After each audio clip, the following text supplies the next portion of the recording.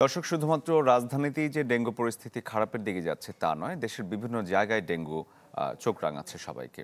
এমন একটি জায়গা পটুয়াখালীর সহকর্মী এম কে রানা আমাদের সাথে যোগ দিয়েছেন। জানতে চাইব পটুয়াখালীতে ডেঙ্গুর এখনকার কি অবস্থা। রানা। হ্যাঁ, শরীফ, আপনাকে জানিয়ে রেখে আসলে পটুয়াখালীতে কিন্তু দিন দিন বেড়েই চলেছে ডেঙ্গু আক্রান্ত রোগীর সংখ্যা। আর একটা বিষয় যদি জানি যে শুধুমাত্র উপজেলা পরিবর্তন হচ্ছে, কারণ বিগত দিনগুলোতে মির্জাগঞ্জ, কলাপাড়া এবং গলাচিপা উপজেলায় বৃদ্ধি পেলেও বর্তমানে কিন্তু সদর উপজেলায় কিন্তু বৃদ্ধি পাচ্ছে।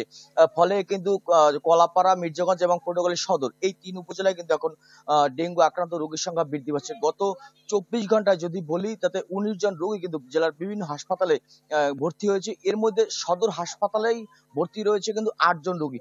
ফলে কিন্তু পৌরসভা সহ পটুয়াখালী সদর উপজেলায় দিন দিন কিন্তু ডেঙ্গু রোগীর সংখ্যা বৃদ্ধি পাচ্ছে। আমি এখন দাঁড়িয়ে আছি পটুয়াখালী সদর উপজেলার যে 200 সদরের যে 250 শয্যা বিশিষ্ট হাসপাতাল রয়েছে, সেই হাসপাতালের চিত্র যদি আপনাকে একটু দেখানোর চেষ্টা করি, যে কোনোভাবেই যেন আসলে থামছে না এই ডেঙ্গু আক্রান্ত রোগীর যে ভয়াবহ দিক বা ভয়াবহতা।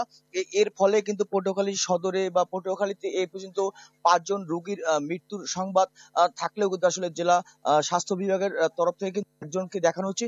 এর ফলশ্রুতিতে স্বাস্থ্য বিভাগ যেটি বলেছে যে পটুয়াখালী সদর হাসপাতালের বাইরে বরিশাল বা উন্নত চিকিৎসার জন্য ঢাকায় গিয়ে যদি কোনো রোগী মারা যায়, সেক্ষেত্রে কিন্তু আসলে কোনো অবস্থাতেই যে তাদের যে পটুয়াখালী জেলা স্বাস্থ্য বিভাগের কাছে তথ্য না থাকায় কিন্তু তারা এমনটি কিন্তু বলছেন।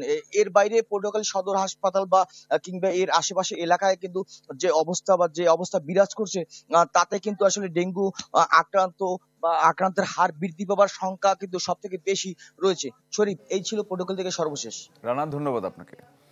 দর্শক, পটুয়াখালীর ডেঙ্গু পরিস্থিতির খবর জানাচ্ছিলাম এতক্ষণ আপনাদের।